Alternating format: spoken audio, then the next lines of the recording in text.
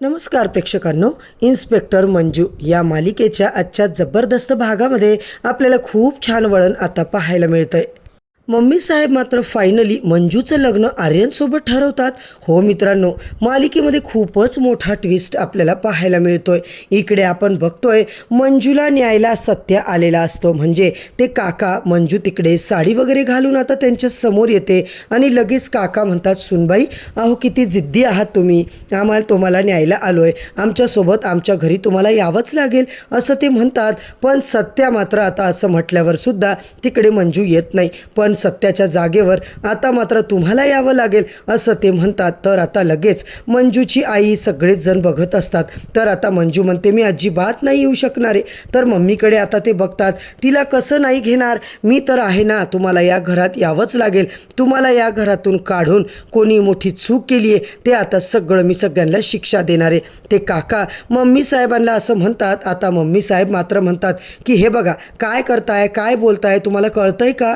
लगेच आता मम्मी साहेब म्हणतात की मला नाही कळत आहे, मला काही माहिती नाही आहे। लगेच आता काका जे आहेत ते मंजूला घेऊन घरी न्यायला निघतात। मंजू आता घरी इकडे येते। मंजू सगळ्यांसाठी छान जेवायला वगैरे बनवते आणि स्वयंपाक बनवल्याच्या नंतर सगळेच बोलतात, जेवायला चला, जेवायला चला। आणि जेवायला जेव्हा बसतात, काका मात्र मंजूच्या हातचं जेवण जेवतात।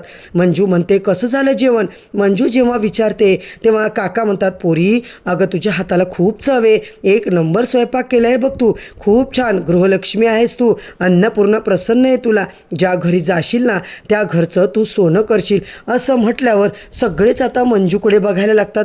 अहो काय बोलताय काका तुम्ही? तेव्हा ते म्हणतात, हे बघ आता आमचं घर इथे, तुझ्या इथं नवरा नाही आहे, आता देवाने तुला अजून एक चान्स दिला आहे, आता तू दुसरं लग्न कर, दुसरं कुणासोबत तरी संसार कर, सत्य तर नाही आहे, तो आयुष्यातून आता थोडीच वापस येणार आहे तुझ्या असं म्हणत आता मम्मी साहेब म्हणतात, हो हो। लगेच आता इकडून मंजू मोठ्याने ओरडते। सगळे मंजूकडे बघतात, मी सत्याशिवाय नाही कुणाशी लग्न करू शकत, मी त्याच्याशिवाय जगूच शकत नाही। मम्मी साहेब मात्र लगेच मुलगा बघायला सुरुवात करतात। इकडे मात्र एक स्थळ सुद्धा येतं मित्रांनो, नाव वगैरे विचारतात। मम्मी साहेब स्वतःचं नाव सांगतात। आता त्यांनी स्वतःचं नाव सांगितल्यावर सगळे असे काही हसतात ना, तेव्हा ते म्हणतात, तुम्हाला जेवण काय काय बनवता येतं? तर मम्मी साहेबच म्हणतात, अहो मला सगळंच येतं, पुरणाच्या पोळीपासून तर चिकन मटनपर्यंत सगळं बनवतो आम्ही, पण आमची मंजिरी, तुमचं आता तिच्याशी लग्न करायचं आहे ना, गुरुजी म्हणतात तुम्हाला या वयात लग्न करायचे। तेव्हा मात्र मम्मी साहेब त्यांच्या मागे असा काही दंडुक्या घेऊन लागते ना, त्यांना मारायला त्यांच्या मागेच फिरते। तर मित्रांनो, दुसरीकडे मात्र आता आपल्याला आजच्या भागाच्या सुरुवातीलाच पाहायला मिळतंय, मम्मी साहेबांना मात्र आता डाऊट येणार आहे की तिचा सत्या जिवंत आहे। आता हे नेमकं कसं? सत्याने मंजूला घेऊन जायला निघाले। आता इकडे मंजू रूममध्ये जाते आईसोबत बोलायला, तेवढ्यात तिकडे सत्या येतो, म्हणजेच ते काका येतात आणि इकडे बोलतात, अमृता तुझ्या बहिणीला, तुझ्या दिदीला काय येत नाही? तुझी दिदी अजून बाहेरच आली नाही, काय येत नाही आहे ती बाहेर? अमृता म्हणते, काका तुम्हाला माझं नाव कसं माहिती झालं हो? आणि मी दिदीला म्हणते, मी तिला दिदी म्हणून आवाज देते, हे तुम्हाला कसं माहिती? आता मात्र सत्या जरा गडबडतो, अगं मी तुझ्याच तोंडातून ऐकलं ना, कुठून ऐकणार आहे मी दुसरीकडून, म्हणून मी तुला असं डायरेक्ट विचारलं। आता मात्र लगेच इकडे जी मंजूची आई आहे ती म्हणते, मंजू काळजी घे बरं का स्वतःची, सगळ्यांची काळजी घे, स्वतःकडे सुद्धा लक्ष दे। मंजूची आई आता तिला सांगते। मंजूच्या आईने असं सांगितल्याच्या नंतर मंजू म्हणते, हो ग आई मी आता जाते, आणि ती जायला निघते इकडे मंजू। आणि तेवढ्यातच आता मम्मी साहेब हे सगळे गाडीत असतात। मंजू आता निघते खरं, आणि लगेच अमृता म्हणते, पण तू मला सांगितलं नाही बरं का, कसं काय कळलं? आता मात्र लगेच ती म्हणते, अगं तू मगाशी माहेर म्हटली ना, म्हणून आमची दिदी, मी ड्युटीवर गेली आहे त्यामुळे मला कळलं की दिदी, तुला कोणीतरी अमृता दिदी म्हणत होतं असं आता बोलता बोलता मला कळलं की तुझं नाव अमृता आहे। आता मात्र अमृता म्हणते, हो का, अच्छा अच्छा।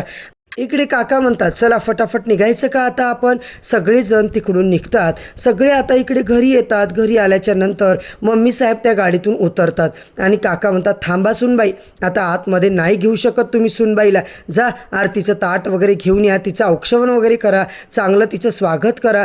इतकंच नाही तर तुमची ती नातसून आहे, आमची नातसून आहे हो, तुमची तर सुनबाई आहे ना, मग तुम्ही तिला चांगलं मानाने घरात घ्यायला पाहिजे। आता मंजूचं औक्षवण वगैरे करतात, मंजूचं छान इकडे स्वागत केल्याच्या नंतर तिला म्हणतात, हे बघा आता मात्र तुम्ही तुमचं सोनं ओवाळा. सोनं काय गहाण ठेवलं आहे तुम्ही, इतकं सोनं तुमच्याकडे आहे, तिच्यावरून ओवाळून टाका की थोडंसं. मंजूवरून आता अक्षरशः सोनं ओवाळते आणि म्हणतात, हळदी कुंकू लावा तिच्या डोक्याला. काय तिच्या डोक्याला टिकली नाही, काही नाही, चला लावा पटकन. मंजू आता इकडे म्हणते, कसं काय हळदी कुंकू तिच्या डोक्याला? तर आता ते म्हणतात, हो लावा लावा. काय तिला सगळा मान मिळालाच पाहिजे, ती या घरची सून आहे आणि तिला सगळं लावू द्या. असं काय करताय, हळदी कुंकू लावायला द्या. आता मात्र तो सत्या त्याच्या आईवर असा काय चिडतो ना आणि हळदी कुंकू लावायचा आग्रहच करतो. मम्मी साहेब आणि सगळं करून तिला घरात घेतात. तिला आता इकडे सगळेजण स्वागत वगैरे करतात. तर मंडळी, जेव्हा सगळे लोक घरात एंट्री करतात तेव्हा सत्या म्हणजेच ते काका त्याच्या रूममध्ये जातात. सत्या आता पुन्हा कपडे चेंज करतो, त्याची दाढी टोपी काढून टाकतो आणि आता मात्र तो खूप आनंदात असतो. आज माझी बायको खऱ्या अर्थाने घरी आली म्हणून सत्या मस्त नाचत असतो. मला आता खूप आनंद झाला आहे म्हणून तो इतका खुश असतो. इकडे मात्र आर्यन, तो त्याच्या डोक्यामध्ये काहीतरी एक मोठं कारस्थान चालू असतं. अचानक तो इकडे माया पॅलेसमध्ये येतो आणि सध्या त्याचं आता दाढी वगैरे सत्याने काढलेली आहे, तो नाचतोय. तेवढ्यात त्याच्या दरवाजापाशी कोणतरी येऊन दरवाजा वाजवतो. तेवढ्यात तो घाबरतो. गडबड गडबड आता सगळा वेश परत एकदा लावायला जातो. आता मात्र मित्रांनो, नेमकं काय गडबड होणार आहे, सत्याचं बिंग फुटणार आहे आणि मम्मी साहेबच्या पुढे सत्या जिवंत आहे ही गोष्ट आता उद्याच्या भागातच आपल्याला पाहायला मिळणार आहे की मम्मी आणि आर्यनच्या पुढे सत्या जिवंत असल्याचं सत्य आता समोर येणार आहे. तर पुढच्या भागात काय ट्विस्ट आहे हे जाणून घेण्यासाठी चॅनलवरती नवीन असाल तर सबस्क्राईब करा, व्हिडिओला लाईक करा.